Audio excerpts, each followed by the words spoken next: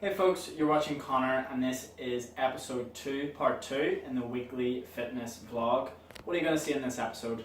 In this episode, I'm going to be showing you the circumstances and the environment that I train in and how that relates to you and how you can decide where it is that you want to train. And then we're going to be doing a tricep workout where I'll be breaking down all the things I do to grow my triceps so that you can too. You ready? Let's go.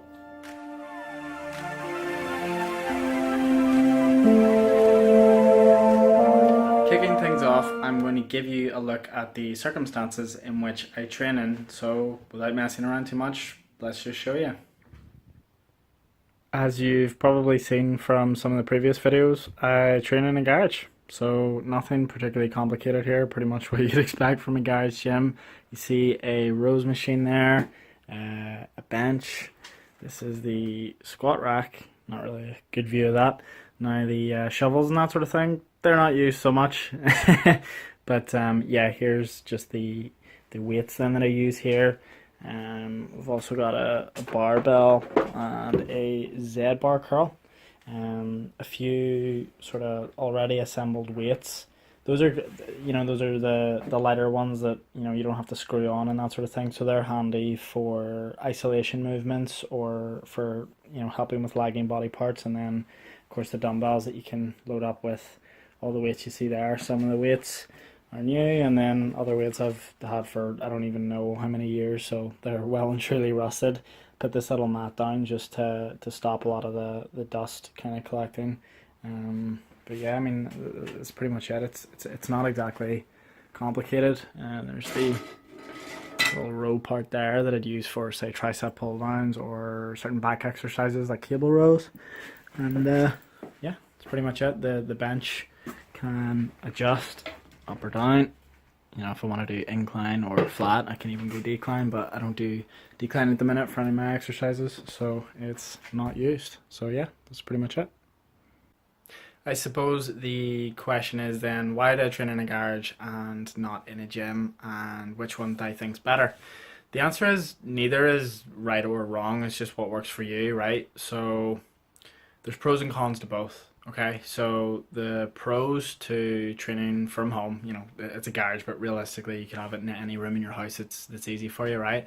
Pros to training at home, no queues, right? You don't have to wait for the bench or like whatever equipment's ready. You can just go and use it whenever you want. Another that I think is good for your long term sticking at it is the fact that you don't have to travel to go to the gym, which can be good on the days where you're not really motivated, right? So those days where you can't really be bothered, or you've got a lot to do that day. It's a lot easier to motivate yourself to go to a room in your house or your garage than it is to drive or walk or whatever it is that you do to get to your gym. So those would be the kind of obvious pros. Cons, obviously you're limited in the kind of equipment that you can potentially stock. It's not necessarily that you need all the equipment, but sometimes it can be helpful. If there's one thing that I would like to have that I don't have, it would be a cable crossover machine. That's the only thing I've ever really felt like I'd like to have that. But there's just no way I could fit one in here, so it just wouldn't be practical. But everything else I've never really felt like I've needed a gym for that. Now, pros and cons to training in an actual gym. The pros would be selection of equipment, right? That's pretty good. And then sometimes I guess it can be good if I don't know, I'd imagine maybe to get the most out of your workout, if you're there and you feel like you're there for a set amount of time, you might work a little harder. I don't know. The cons would then be, one of the things that I think is actually really difficult about training in the gym is sometimes it can hinder your progress because you're busy looking at what everyone else is doing, and people are looking at what you're doing, and that can kind of put you off, right? So the first time I actually went to a gym as an adult wasn't even that long ago. I think it was only like a month or two ago, right? And it was a really weird experience, right? Like I was in there and I was seeing a lot of people doing some questionable training methods, to say the least, which was strange for me, right? Because I'd only ever trained by myself, so I didn't, I wasn't used to watching other people train other than people that I'm personally training. So it, it was kind of eye opening to see that and to see how different people train, right? And a lot of the time it's in a way it's pretty suboptimal, right? But like I mean, even knowing what I did at the time, like I felt pressured. So I was in doing deadlifts that day, and with the issues that I have with posture, the particular kind of deadlift I'm trying to do, I'm trying to focus on keeping my chest up and engaging the muscles in my upper and mid back and that sort of thing. Essentially, I'm trying to do good form, right? But if you've got fucked up posture, you're not going to be able to do good form in a deadlift with any kind of real weight. So I'm just doing it with an empty bar. So it's kind of a weird experience where I was like waiting to do the deadlifts, and there's like this couple that's being trained by a personal trainer, and you know the lady was there, was probably, I guess, maybe in her 50s, and she's like deadlifting with like 60 kilos or something, and she's like barely struggling because he's just getting her to do it really quick, just jerky motions, throwing her shoulders forward, basically just doing really heavy shrugs, right? Probably going to pull her shoulder out.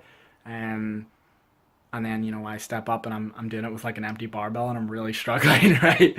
So it's kind of like a weird thing. And I had a guy there who was also deadlifting, and he started off with really heavy weight, and then he seen me do just the bar, and then he lowered his weight, right? He started taking some weight off, and then he seen me do the bar again and again and again, and every time he saw me do it, he would take more weight off his barbell, right? Because he's like trying to mimic what I was doing. Um, but yeah, it's sometimes that can hinder your progress. Maybe that's just me. Maybe that was just first time there. I was just kind of felt weird. I felt like I was on a stage or something. Like people were like watching me train. I don't really know why. Or maybe it's just in contrast because I'm so used to training by myself, just sticking in my headphones and just doing it that way. So yeah, could be a factor. But yeah, I mean, look, there's pros and cons of both. You just gotta find out what works for you. The purpose of kind of like showing you a train in the garage is, it's not really to say that it's better or worse than a gym. It's just to say this is how I do it, and in the interest of keeping things open with you guys and just showing what I do, that is what I do. So yeah, I mean, you can get results training in a garage and you can get results training in a gym. It's not like one is conclusively like you have to do this one and you have to do that one. Like no, you can get results either.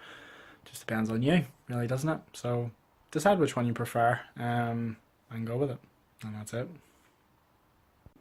Now we are going to show you the triceps workout. So what was the full workout? The full workout was 3 sets of tricep pull downs. You're watching tricep pull downs now.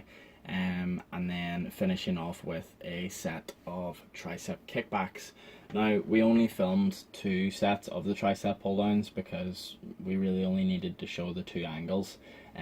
So let's just get a little bit of a commentary here. What is it that I'm trying to do? What am I doing right and what am I not? Well, first things first, as with all exercises where you're trying to build muscle as opposed to strength, you want to go slow and controlled form in order to stimulate the working muscle, because if you're going quickly, it's harder to stimulate the muscle that you're actually trying to target because you're jerking the weight. So how am I implementing that? Do I have any kind of rules? Well, the first thing I'm doing is keeping my elbows in tight to my body to make sure that I'm not flaring them off to the side, because you'll end up using your back muscles there. From there, what I'm doing is, you see my hands coming up to about elbow point and then coming down again. I find that if I go above elbow point, it takes attention off my triceps quite a lot, so that's the point that I go to. And then I'm making sure that I'm going into lockout. Lockout is when you are pushing your hands to the point where you kind of feel that elbow click, but I'm making sure that I do it in a smooth way and I'm not hurting my elbows. So it's important to use a weight that you can actually control rather than one that's controlling you. So nice, slow and controlled. From the point of my elbows to lockout, I'm looking roughly 3 seconds of controlled pace. Although so it's not going to be exactly 3 seconds to the dot every time, but I'm just counting to 3 for every rep in my head. So I'm going 1, 1, 1, and then 2, 2, 2, and so on and so forth. So here's a nice view from the side angle. So yeah, as for what I'm doing, right, I'm getting the range of motion well for the triceps. I'm doing slow and controlled form. As you can see, my triceps getting good movement, good range of motion, getting work properly. The only downside is the shoulders are pulling forward quite a lot. That's an issue with poor posture. Now, one of the good things about, well, not necessarily a good thing, but something to note when training arms, a lot of the times you can build really good arms even if your posture sucks. So it's one of the few body parts that you can actually train even with poor posture. So I've managed to get good tricep development despite the fact that my shoulders are pulled forward here, because it doesn't really affect my ability to work the tricep. Although it is something that I should work on just for my overall health and posture, even though it doesn't necessarily affect my ability to train triceps in this particular movement. This one was pretty difficult for me here. I'm pushing to failure, really squeezing it out, and that one really tapped me out, as you can see. So yeah, training as hard as I can without causing injuries or anything is the goal. Triceps is something that I can train quite hard on because I don't have any injuries in that area, so if you can train hard on it, you may as well. So finishing things off then with the tricep kickbacks, what am I doing here? Again, I'm keeping my elbows in close to my body. I'm not firing it out so that I'm using my back. I'm trying to make sure that my shoulders are squared off and I'm not letting the weight kind of pull me to one side. I don't really need to raise the dumbbell too far up because you're just doing a bicep curl there. So you see I'm barely bringing it forward, and then I'm just getting a nice squeeze, hitting the lockout and tensing the muscles at the top of my tricep. One other thing of note that I'm doing is you can kind of see the top of the dumbbell where my thumb is. I'm focusing on bringing that back, and I'm kind of flicking my wrist at the top of the movement there as I'm bringing it up to get a better engagement of the tricep. Now this is something that you're going to need to use really light weight for in order to control it. You see a lot of people using quite heavy weights on this, and they end up just kind of using a lot of momentum to throw the weight around, whereas I'm stopping, I'm controlling, and I'm not kind of swinging the weight around. I'm letting it stop dead before I'm raising it up again. So you will need to use light weight in order to control it and get the most effective workout for your triceps. Could do with sucking my belly in here. Just kind of like all offloads because I'm so focused on the tricep rather than the abs and that sort of thing. But yeah, that's the tricep workout for this week. Hopefully you've taken something from that you can apply to your tricep workouts. Rather than trying to do everything at once, it's good to maybe just take one little tip from me and then try to work on that for this week, and then maybe install the rest of the tips week by week as you go on, and hopefully it will help you with your workouts. I hope you've taken something from this video that you can use in your own personal fitness journey. As always, if you have any questions, leave them in the comments below. I want to help you as best as I can with your journey. I've been Connor. Take care, and I'll see you next week.